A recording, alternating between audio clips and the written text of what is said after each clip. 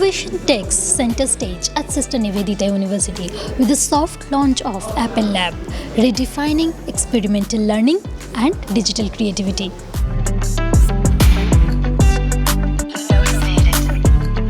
We are in the age of a digital and AI age. So Apple is a critical component to students should familiar before they graduate out of that so that their employability and skills increase and they will get the job. So that was the whole purpose of setting up the Apple Lab.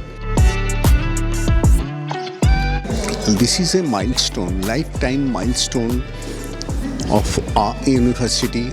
So far, my knowledge, there is one Apple Lab in India that is in Bengaluru.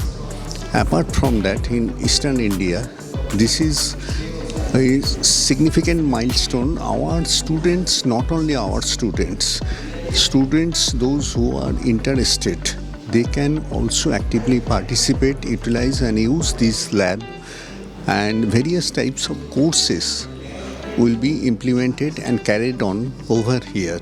I wish all the best to SNU, who have a vision of bringing in this big milestone in the eastern side of India, and it's one of its kind that is here. All the best, and we are personally as Radius, we are invested into it.